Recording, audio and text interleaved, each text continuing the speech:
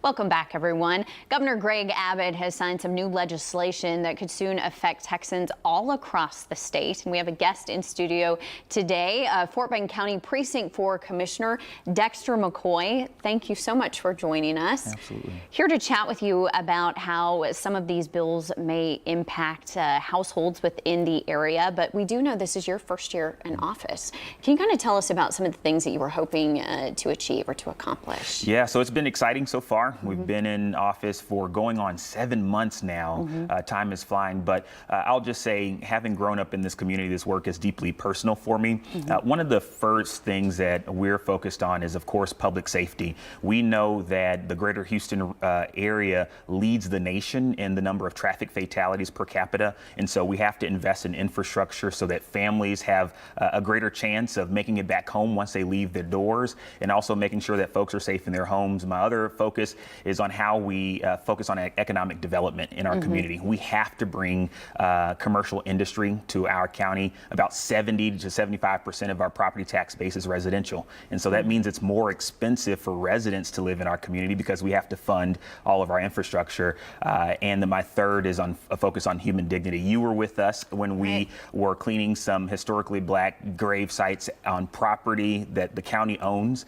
We want to make sure that we restore the dignity for those who have come before us, but also how we restore dignity for those who are living with high-paying jobs so that people can provide for their families, and also making sure that the same access that people in our wealthier communities enjoy, which we have in my precinct, that folks who live in income-constrained households have access to that as well. Yeah, certainly some extensive work there recently. One of the things we wanted to chat about was some of these House bills, specifically 2117. It's going to take effect September 1st, and this bill is going to limit how cities govern themselves.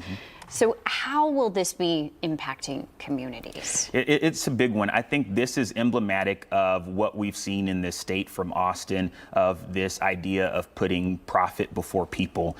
This bill, HB 2127, restricts local leaders' authorities to regulate things like restroom breaks for workers who are out working in the sun, and restroom breaks, water breaks. And so we need to make sure that we shift the narrative, that we hold our legislators in Austin accountable to make sure we have a people-driven agenda and not a profit-driven agenda. And that's what HB 2127 is.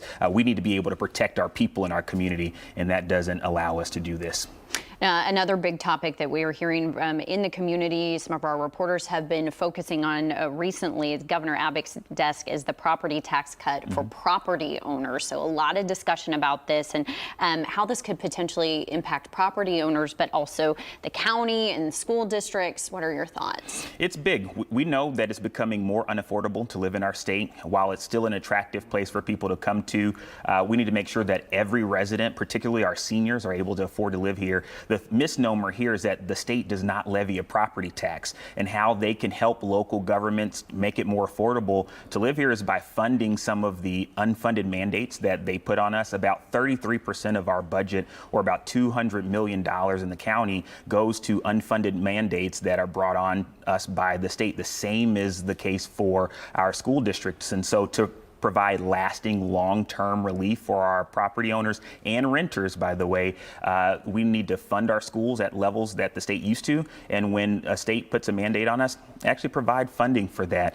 This is going to be a huge win for property owners in that providing some relief for now, but we need to make sure we also take care of our renters as well in the long term. Well, Commissioner McCoy, I certainly appreciate you coming in on a Saturday. So thank you so much for taking time to chat with us. Thanks for so much. More information, if you'd like to see a replay of this segment, you can find it online at click2houston.com after our newscast.